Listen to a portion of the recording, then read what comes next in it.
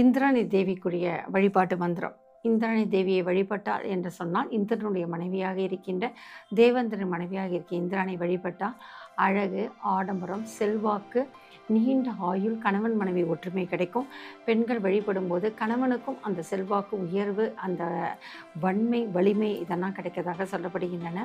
உங்கள் வாழ்க்கையில் மகிழ்ச்சி கிடைக்கும், நீண்ட ஆயுள் கிடைக்கும், எதிரிகளிலிருந்து பாதுகாப்பு கிடைப்பதற்கெல்லாம் இந்த இந்திராணி வழிபாட்டு முறை சிறந்தது. இதை பற்றி 2 பதிவுகள் கொடுத்துருக்கேன் மகாவரகை டிவியில் பாருங்கள். இந்த இந்திராணி வழிபாட்டிற்குரிய அந்த மந்திரங்கள், அந்த அம்மாக்குடைய காயத்ரி மந்திரங்கள்லாம் சொல்லியிருக்கு. ரிக்வேதத்தில் இந்திராணி வழிபாட்டை பற்றிய அதிக அளவுக்கு மந்திரம் சொல்லியிருக்கு.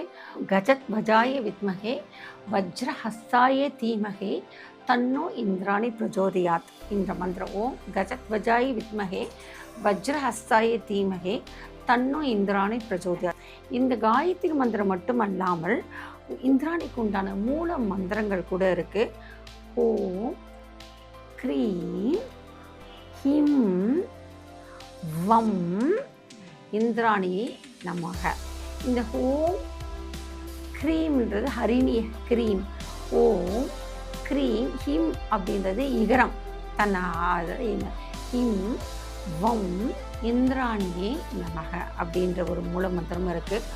ஓம் இந்த க்ரீம் இம் வம் இந்திராணியே நமக, இந்திராணியே போற்றின்னு கூட நீங்கள் சொல்லலாம். இது மூல மந்திரம். இந்த மூல மந்திரத்தையும் இந்த காயத்ரி மந்திரம் பெரும்பாலும் பார்த்தோம் அப்படின்னா சூரிய உதயத்திலேருந்து அஸ்தமனத்துக்குள்ளே காயத்ரி மந்திரத்தை சொல்லி முடிச்சிடணும். அதே மாதிரி மூல மந்திரம் சதா சர்வகாலம் உச்சரிச்சுட்டே இருக்கலாம். தொடர்ச்சியாக இந்திராணி வழிபாடு சப்த கன்னியர்கள் கோயில் இருந்ததுன்னா அங்கே இந்திராணி தேவிக்குன்னு தனி உருவங்கள் இருந்து, அதனால சரி சில பேர் கல்லையே வழிபாடு வச்சுருப்பாங்க. அதில் பார்த்திங்கன்னா முதல்ல ஆரம்பிக்கிறது பிராமி, அங்கேருந்து 6வதாக வருகின்ற அமைப்பு தான் இந்திராணியுடைய அம்சம்.